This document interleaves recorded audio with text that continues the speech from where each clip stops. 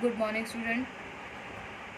Journal entry जो होती हैं वो टू टाइप्स की होती हैं। एक तो सिंपल एंट्री होती है जो अब तक आपने किया है, एक कंपाउंड एंट्री होती है।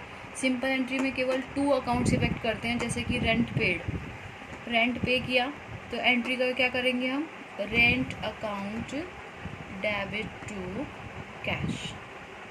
ठीक है, इट्स मीन 2 अकाउंट्स इफेक्ट हुए और सिर्फ एक डेबिट और एक क्रेडिट। कई बार ऐसा होता है कि हम एक ही डेट को 2 या 3 ट्रांजेक्शन कर देते हैं। ठीक है, जैसे सैलरी पेड हो गया, रेंट पेड हो गया। अब दोनों हमने सेम ही डेट को पे किए तो हम ऐसे लिखते हैं, जब salary account debit, rent account debit to cash, यानी कि जब 2 या 2 से अधिक खाते प्रभावित होते हैं, ठीक है, तो क्या होता है, वो मिश्रित एंट्री होती है, यानी कि कंपाउंड एंट्री। जैसे कि सैलरी पे की 50,000, रेंट पे किया 20,000 टू कैश, तो ये होती है कंपाउंड एंट्री, जिसको बोलते हैं मिश्रित, जिसमें एक ही तिथि को 2 या 2 से अधिक लेन देन किए जाते हैं। इट्स मीन 2 या 2 से ज़्यादा इफेक्ट होते हैं, जिसमें जो कि एक ही खाते से संबंधित होते हैं। इनकी हम क्या करते हैं, जब एक ही खाते से एक ही डेट से संबंधित होते हैं, अलग अलग एंट्री ना करके जब हम इनकी कंबाइन एंट्री करते हैं तो इसको बोलते हैं कंपाउंड एंट्री।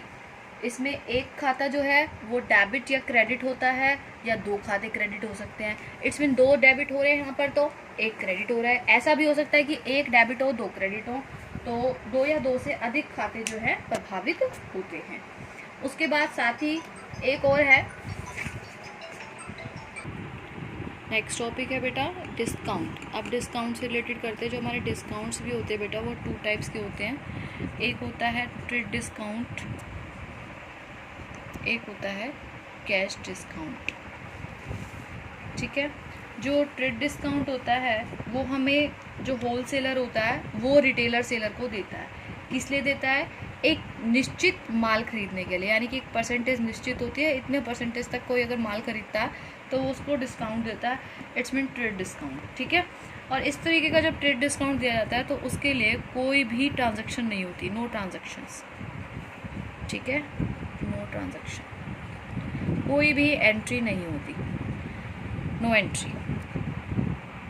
क्योंकि ये सिर्फ इसलिए दिया जाता है कि कई बार अपने माल को बेचने के लिए, ज़्यादा मात्रा में बेचने के लिए ट्रेड डिस्काउंट दिया जाता है। और देता कौन है, हमेशा जो होलसेलर है वो लिस्ट प्राइस पर देता है और एक परसेंटेज के आधार पर देता है। किसको देता है, रिटेलर को देता है। और ये कैश डिस्काउंट जो होता है, वो कैश डिस्काउंट जो होता है वो दिया जाता है कि निश्चित समय पर, ठीक है, सर्टेन टाइम पीरियड पर, सर्टेन टाइम पीरियड पर पेमेंट करने के लिए, कि हमें निश्चित समय के अंदर वो पेमेंट कर देगा, तब हम उसको क्या देते हैं, कैश डिस्काउंट देते हैं, ताकि वो हमें जल्दी से जल्दी हमारा भुगतान कर दे।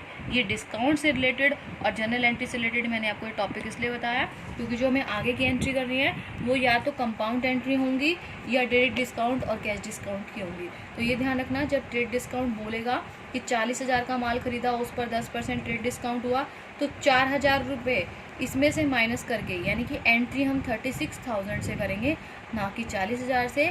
एंट्री में अमाउंट कम हो जाएगी लेकिन उसकी कोई ट्रांजैक्शन, कोई एंट्री नहीं होगी।